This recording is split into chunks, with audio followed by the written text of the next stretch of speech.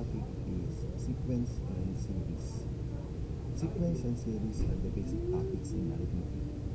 An itemized collection of elements in which repetitions of any source are allowed is known as a sequence, whereas a series is the sum of all elements.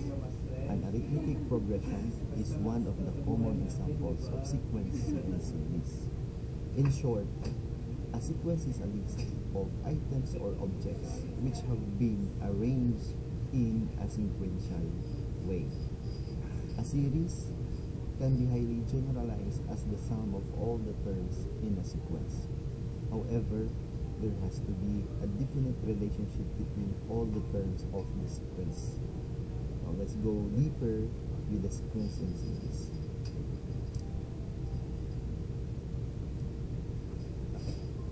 A sequence is an arrangement of any objects or a set of numbers in a particular order followed by some rule.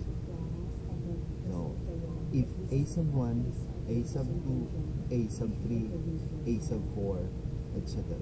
denote the terms of a sequence, then 1, 2, 3, 4 denotes the position of the term. So, here, a sequence can be defined based on the number of terms, either finite sequence or infinite sequence.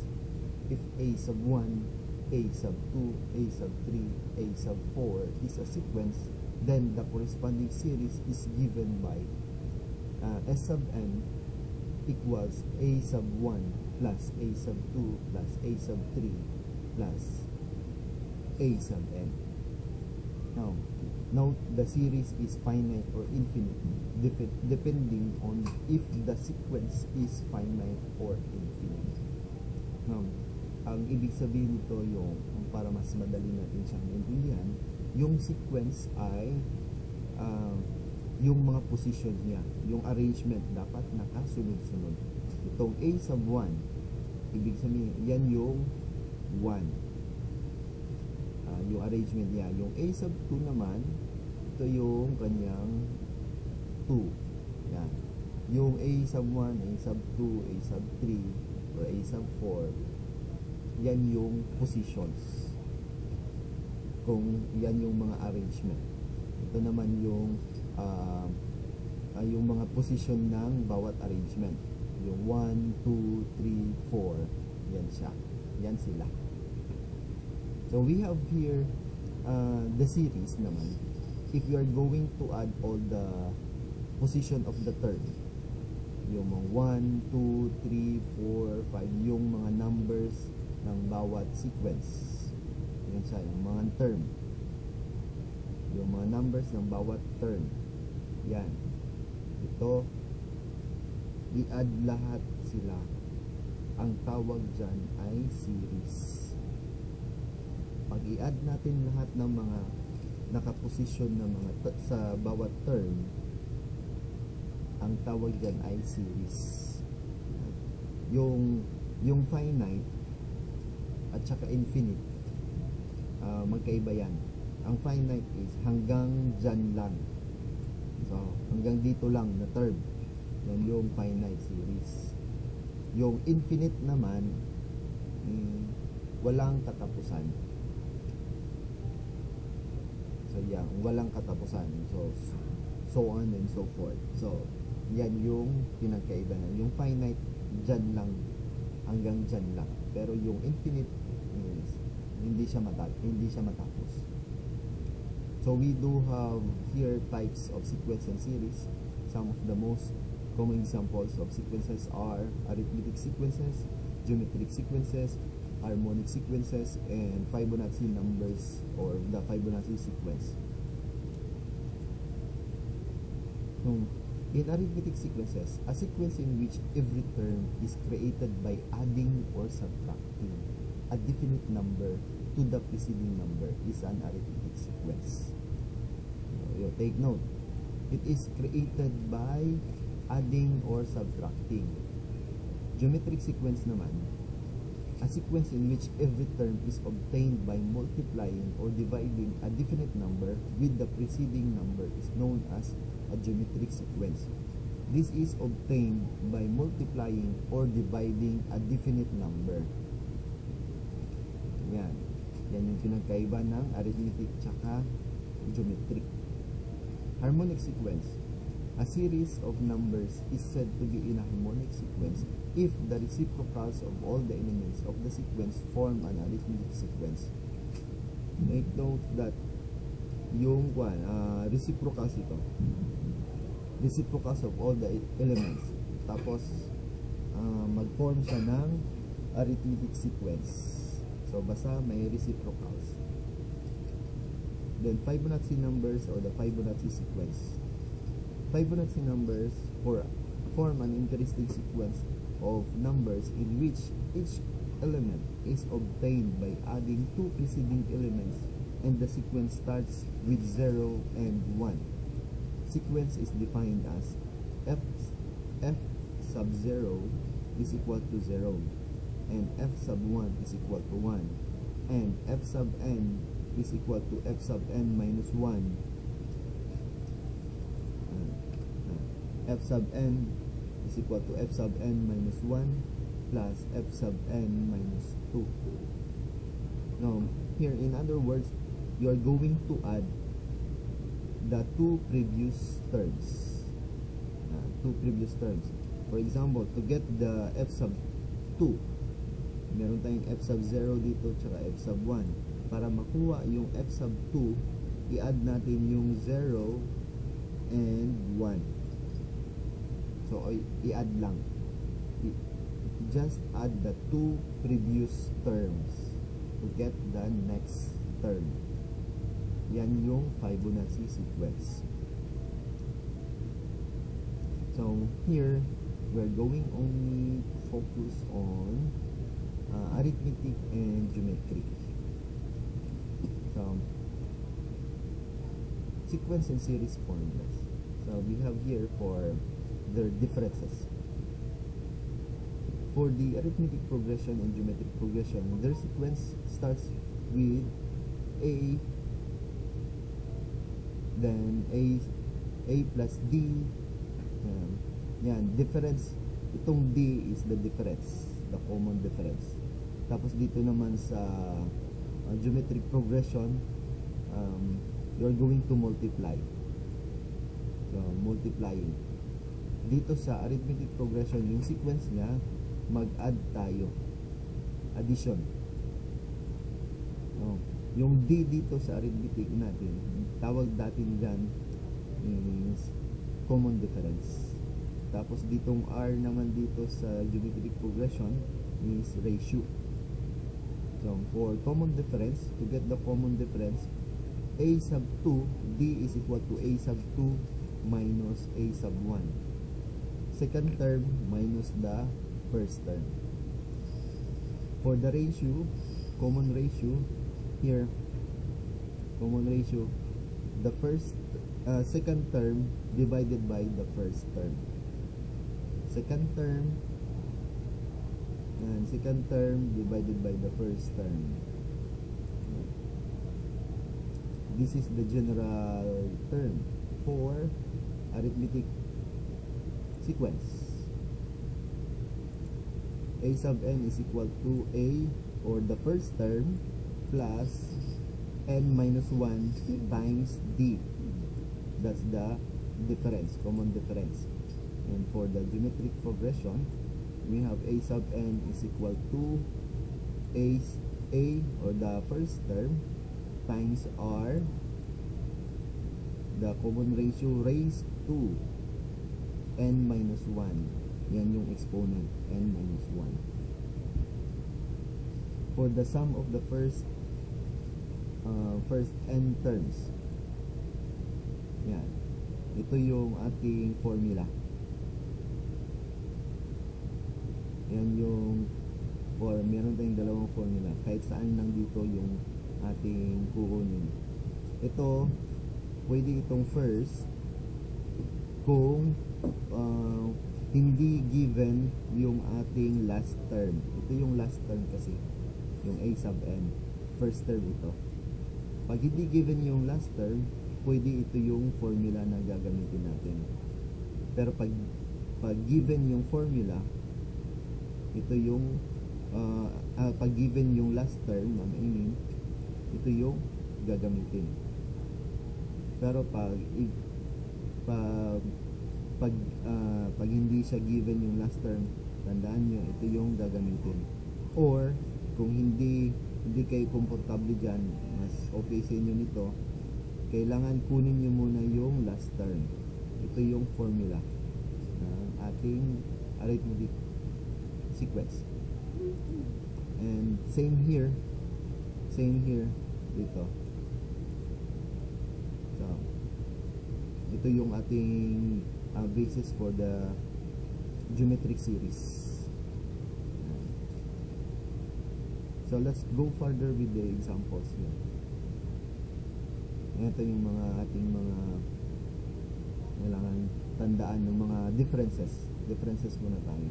For the sequences, the set of elements that followed a pattern.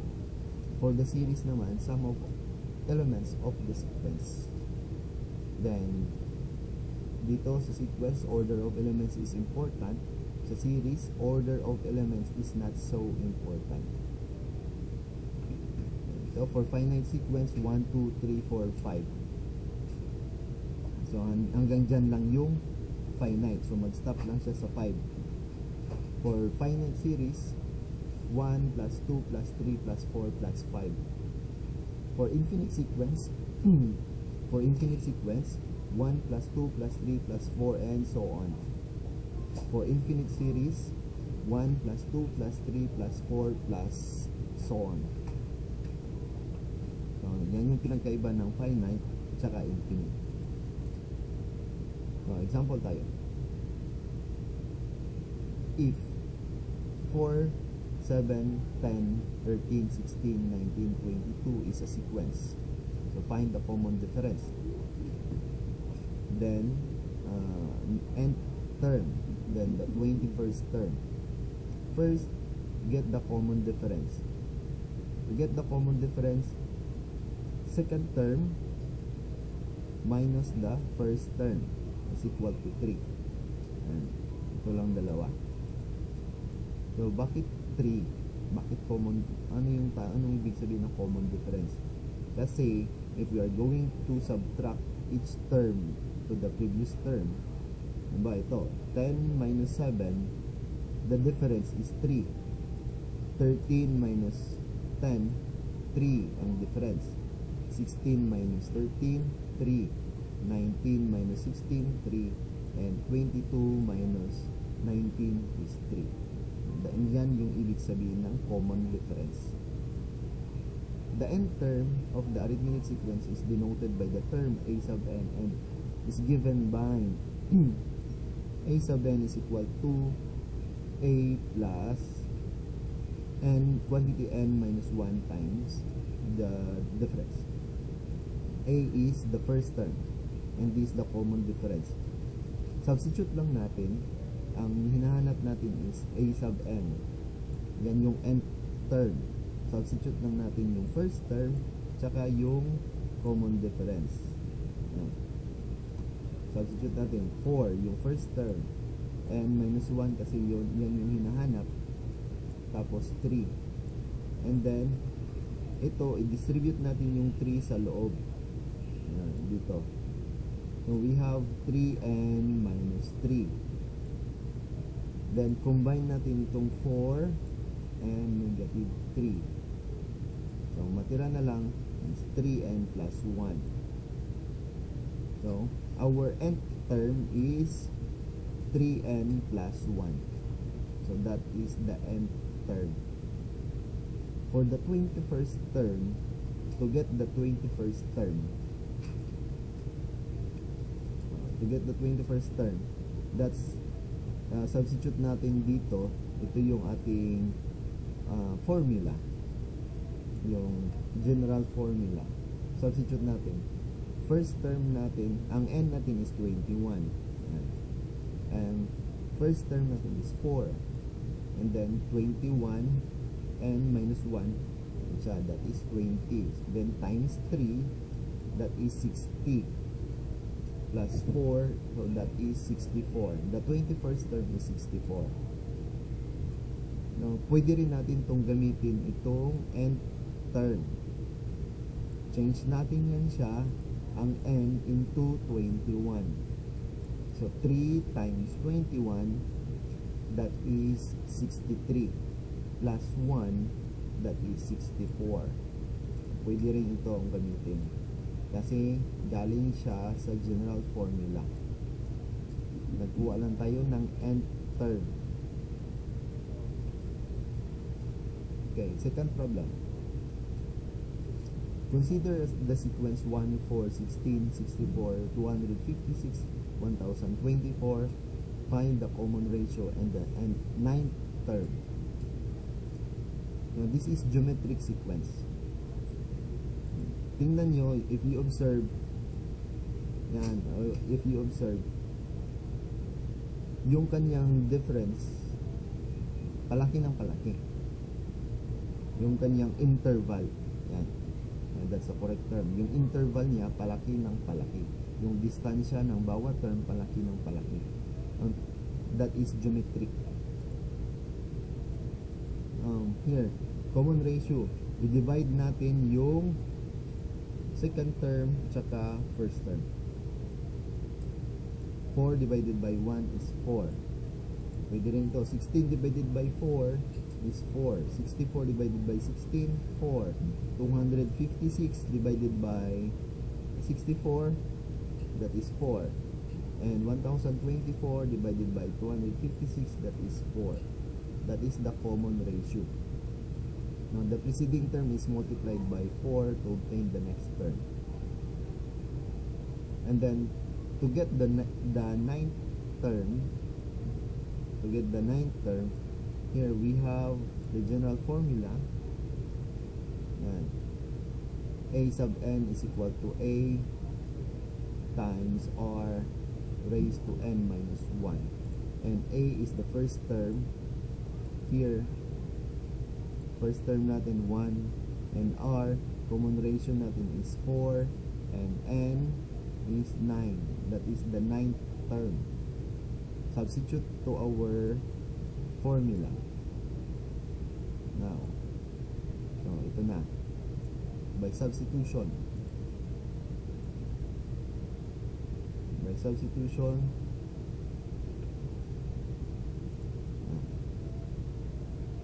So we have here and 1, a sub 9 is equal to 1 times 4 raised to n raised to 9 minus 1. Ang dito, ang kailangan nyo munang gawin, unahin nyo muna yung exponent. 9 minus 1, that is 8. Then, unahin din itong 4 raised to 8. 4 raised to 8. After that, i-multiply nyo siya sa first term. Dito, nagkataon lang na 1 yung ating first term. So, kaya diretso na siya. 4 raised to 8 na. So, that is 65,536. So, that's the ninth term. So, kailangan unahin nyo muna na sa exponent. Ito, yung ratio tsaka exponent niya. Unahin nyo muna yan bago siya i-multiply sa first term. Number 3.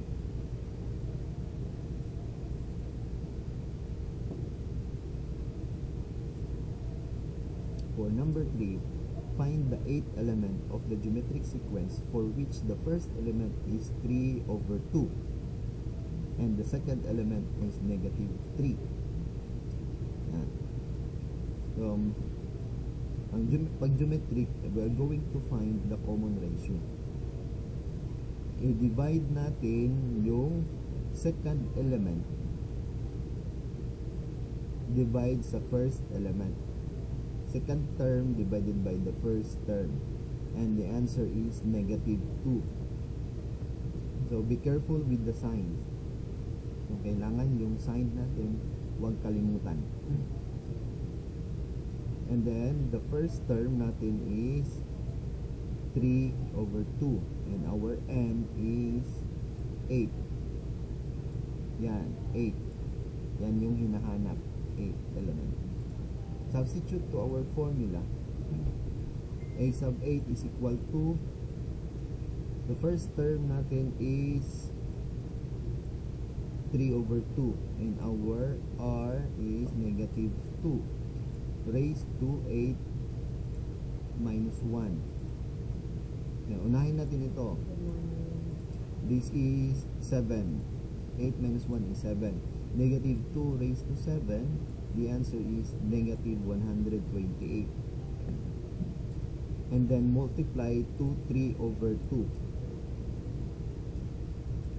The answer is negative 192. Number 4. Find the 10th term of the arithmetic sequence. 2, 4, 6, 8, 10. So this is arithmetic sequence. So find the 10th term. And then first is you're going to get the common difference. Subtract 4 to second term to first term. 4 minus 2, that the common difference is 2. Yan. Or 6 minus 4, 2, 8 minus 6, 2, 10 minus 8, 2. That's the common difference. And the formula for our 8th term, 10th term, I mean 10, a sub 10 is equal to 2, the first term, plus 10 minus 1 times 2. So 10 minus 1, that is 9, times 2, that is 18. Then 2 plus 18 is equal to 20. A sub 10 is equal to 20. That is the 10th term. The 10th term is 20. Number 5. Find the 8th term of the arithmetic sequence. Negative 3, negative 1, 1, 3, 5. If in this sequence, the first term is negative 3. And the common difference is 2.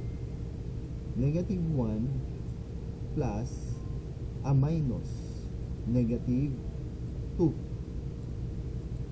Yan, subtract. The answer is positive 2. Or 1 minus negative 1. The answer is positive 2. 3 minus 1. The answer is positive 2. 5 minus 3. The answer is positive 2. That's the common difference. And then our n is 8. So 8th term ang hinahanap, 8. So in our formula, by substitution, so we obtained negative 3a sub 8 is equal to negative 3 plus 8 minus 1 times 2. 8 minus 1 is 7 times 2 is 14. Then negative 3 plus 14, the answer is 11. So our 8th term is 11. Find the sum of the first 7th term of this series. 7 plus 14 plus 21 plus 28 and so on. So first, in this sequence, the common difference is 7. So 14 minus 7, 14 minus 7, the answer is 7. So that's the common difference. Okay, here, for the series, we have here the formula. Our n is 7. So we have n over 2 is equal to a plus a sub n. The first term and the last term, the a sub 7. So by substitution, we have 7 over 2. And then the first term is 7 plus 49. And how do you get 49? So, kailangan lang ang gawin natin is itong a sub n ito yung process niya. Ayan yung process niya. Or or itong nasa formula, pwede rin ito, pwede rin siyang directly ganito, or pwede rin siya ganito yung gagawin. So pero lang A sub n, dadaan kayo dito sa general term, so mag-solve kayo. So I will leave that one to you. So pero here for the 7th term, for example, nakuha nyo na yung ganito, yung 7th term, ganito yung process. Yan, that's 49.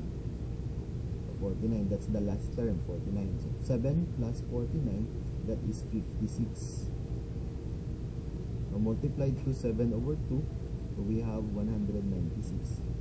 So that's the series of 7th term, 196. Here, another, number 7. Find the sum of the first 8 term of this series. 12, 8, 4, 12 plus 8 plus 4 plus 0 plus so on. And then the common difference here, 8 minus 12, the answer is negative 4. That's the common difference, negative 4. And our n is 8. 8. So in our formula, n over 2 plus times quantity a, or the first term, plus the last term of the 8th term.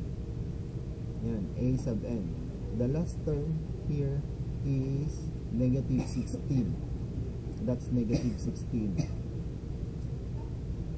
Yan siya, that's negative 16.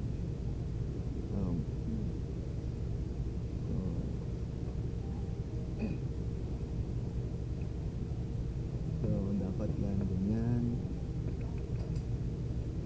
Yeah, that's negative 16 yung last term. So para makuha itong negative 16, ganito yung process natin. So now 12 minus 16, the answer is negative 4. And 8 divided by 2, the answer is 4. So 4 times negative 4, the answer is negative 16. And the sum of the first 8 terms is negative 16. So paki-review nyo na lang ang sequence and series.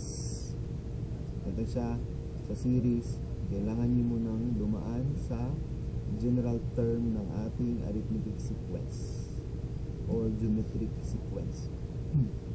So, depende kung ano yung